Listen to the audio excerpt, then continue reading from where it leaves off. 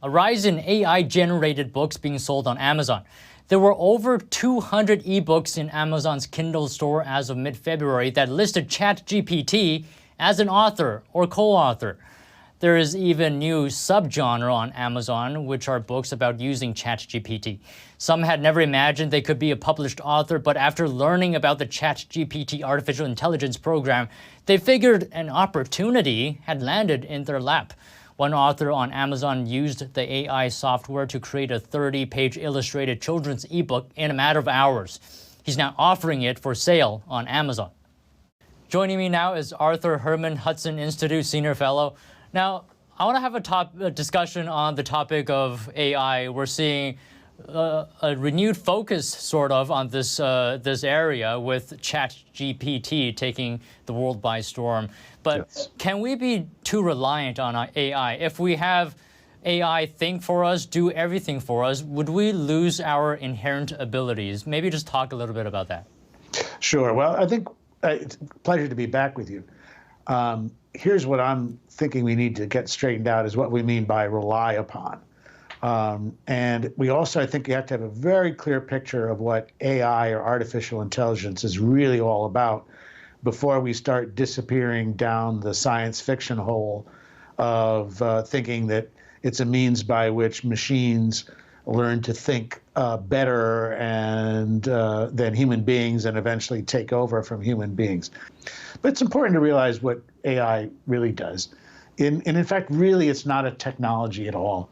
It's really an enhancement to technology.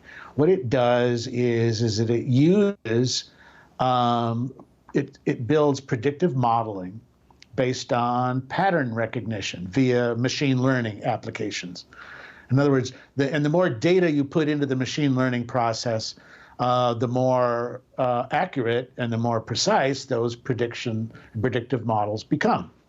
So that's really all it is. It's a pattern recognition system. I think if we think about it as a tool that generates the possibility for people to make decisions based on the information and data and arguments that are presented by the machine to them, then we're going to have a much clearer picture of what AI is all about. It doesn't replace human beings. What it does is empower human beings. The question is which ones? Wouldn't humans lose the inherent ability to do certain things if we rely too much on AI? Well, I suppose there's a remote possibility that might happen. But I think that what we have to bear in mind here is that a lot of what is going to be replaced is a lot of very tedious work. There's a whole range of other skills and a whole range of other human potentials which machines are not going to be able to replace here. And one of them is good judgment. And to be able to make the call is to, here I've got 3 or 4 options, and this is the one that's actually going to work the best for me.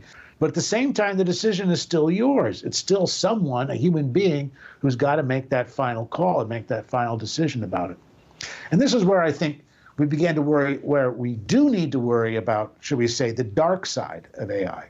And that is, who does make the call? Who does make that decision? The center for our concern should be about the human operators, the designers, the coders, those who exercise and use AI for that kind of control. It's not AI itself. It's not the machine that's the problem. The day that many fear that artificial intelligence, because of this highly sophisticated pattern recognition skill and ability to create these incredibly complex predictive models, the fear that someday they will replace human beings, I think is really much overstated. As someone put it, the day that artificial intelligence is able to replace humans is when we can train artificial intelligence to be stupid. And we're a long, long way away from that. Wow. Thank you so much today. I wish we had more time. There's so much more I wanted to ask you, but maybe next time.